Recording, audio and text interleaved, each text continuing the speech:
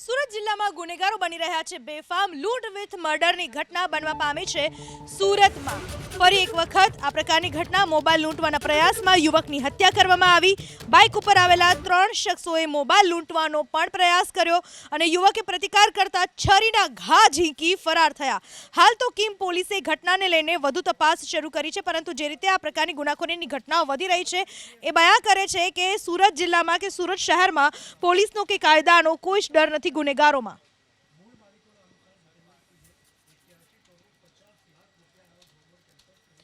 વલસાડ જિલ્લાનું પારડી જ્યાં એક યુવકની હત્યા કરાયેલી લાશ મળી આવી છે જેને લઈને હવે પોલીસે તપાસ શરૂ કરી છે કયા કારણોસર હત્યા કરાઈ તેને લઈને તપાસ શરૂ કરવામાં આવી 17 વર્ષીય કિશોર 27મી નવેમ્બરની સવારે ઘરેથી નીકળ્યો હતો મોડી સુધી પરત ન ફરતા પરિવારજનોએ તેની શોધખોળ શરૂ કરી હતી એવામાં પારડીના બાલદા આઈટીઆઈની પાછળ એક બંધ કન્સ્ટ્રક્શન સાઇટ પરથી તેનો મૃતદેહ મળી આવ્યો ગ્રાઉન્ડ ફ્લોરના લિફ્ટમાં પેસેજમાં ઈંટો નીચે દબાયેલી હાલતમાં તેની લાશ પડી હતી ઘટનાની જાણ થતાં જ વલસાડ જિલ્લા પોલીસ વડા સહિત પોલીસનો કાફલો દોડી આવ્યો કિશોરની હત્યા કોણે કરી અને શા માટે કરી તેનો ભેદ ઉકેલવા પોલીસે ડોગ સ્ક્વોડ અને એફએસએલની મદદ લીધી છે સાથે જ આસપાસના સીસીટીવી ફૂટેજ ચકાસવામાં આવી રહ્યા છે।